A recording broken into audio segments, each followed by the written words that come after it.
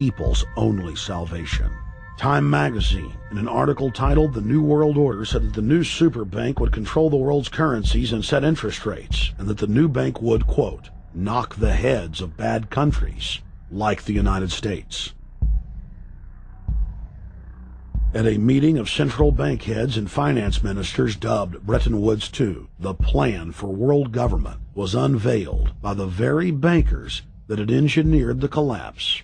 Formerly sovereign countries would now pay their taxes directly to the banking cartel. Hundreds of new carbon taxes, controlling every facet of human activity, would only be the beginning. Now all the elite had to do was to sell the public on accepting the final phase of their takeover. And it's Obama's job to sucker the public into standing down so the bankers' agenda can move forward unhindered. Never before in U.S. history has the media gotten behind a president like they are behind Obama. The press has pulled out all the stops, bestowing a crown of infallibility upon Obama as the savior of the people. The elite are betting everything they've got on Obama's charisma and hoping that he can sell the world on their program of tyranny. Yes, there have been differences between America and Europe. No doubt there will be differences in the future. But the burdens of global citizenship continue to bind us together. A change of leadership in Washington will not lift this burden. In this new century, Americans and Europeans alike will be required to do more, not less. Partnership and cooperation among nations is not a choice. It is the only way. We've got to give them a stake in creating the kind of world order that I think all of us would like to see. In truth, Obama is not simply continuing George W. Bush's policies. He is radically expanding them. I thank President Bush for his service to our nation. This film has documented the painful fact that Barack Obama's agenda is the complete opposite of what he has claimed it to be. Now we will reveal what Barack Obama and his controllers' true agenda is. Number 1. Bring the United States under the complete regulatory control of a private offshore superbank known as the Bank of the World. More than 100 new taxes are now being developed under the umbrella of curbing greenhouse gases. The new taxes will be paid directly to the private bank consortium. At the producer level, taxes will be paid on farm animals' flatulence. At the consumer level, there will be carbon taxes on all forms of meat, beef, poultry, pork, and fish. All cars will be fitted with satellite tracking boxes that will tax driving by the mile. And an added tax will be placed on all fossil fuels, including motor oil and natural gas. All plastic products will have a carbon tax added. Outdoor space heaters and fireplaces are to be taxed. All electricity produced by coal-powered plants will be taxed. Under the cap-and-trade system, citizens will be forced to pay taxes on thousands of products to private cap-and-trade services owned by Al Gore and other elitists.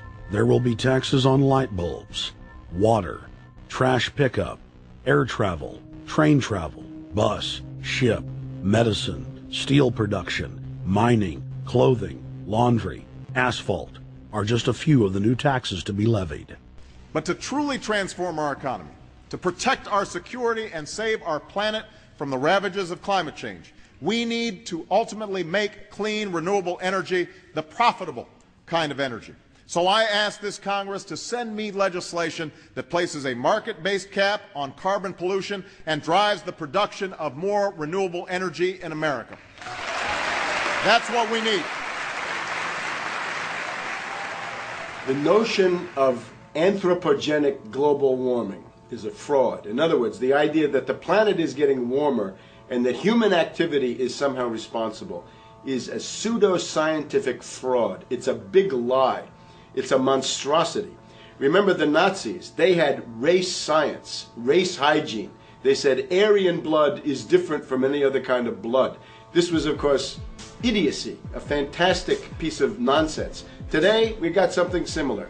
Global warming caused by human activity, and the answer to that is carbon tax plus cap and trade, according to the wishes of Al Gore, Prince Charles, and basically the entire world banking community, the world oligarchy. What they're trying to do with that is to perpetuate the current system where bankers rule the world, financiers rule the world, and the rest of us get the crumbs from the table. But remember, if you try to put on cap and trade and a global warming carbon tax with the idea that you're going to save the polar bears, what you're going to do is destroy human society.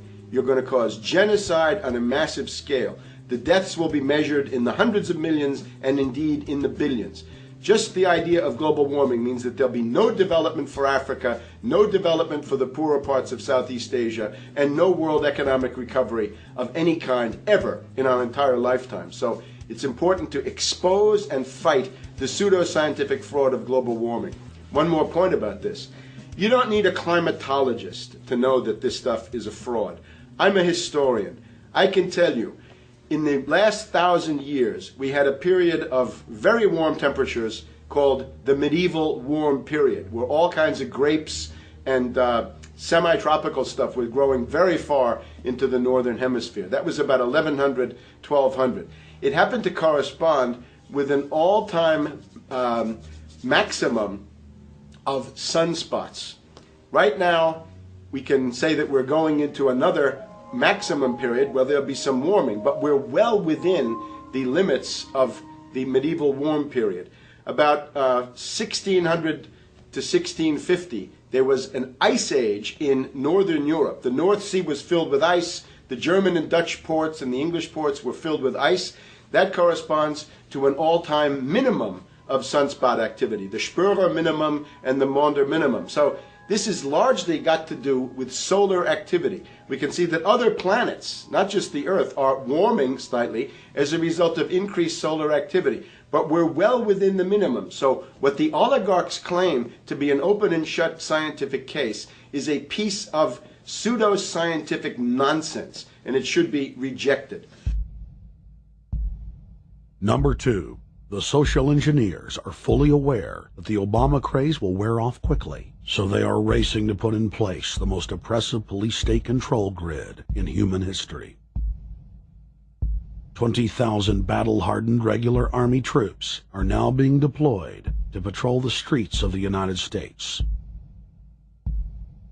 FEMA is now building giant camps in every region of the country, and the Congress has introduced bills like the National Emergency Centers Act, H.R. 645, which merges local governments and the police under federal control. And as we all know that have watched these things, they're ready for the riots.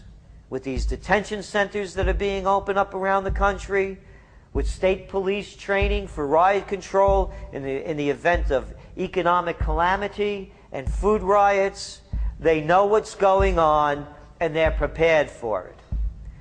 So people better also prepare for it themselves. Anyone that's not prepared for what's going to happen, they deserve what they get, because there's enough information out there pointing to the problems, and they should take all precautionary actions.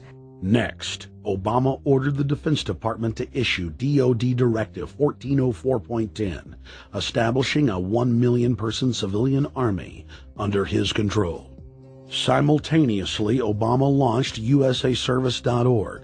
The new website deceptively masquerades as a federal agency, but in reality is a recruiting tool building a separate, completely private army outside of government that takes orders directly from Obama's controllers. Barack Obama has refused to rescind Presidential Decision Directive 51, signed by George W. Bush.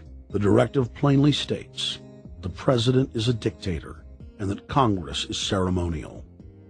We cannot continue to rely only on our military in order to achieve the national security objectives that we've set. We've got to have a civilian national security force that's just as powerful, just as strong, just as well funded.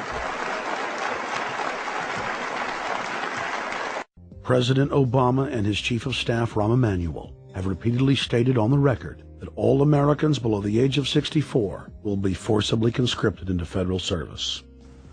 Citizenship is not an entitlement program. It comes with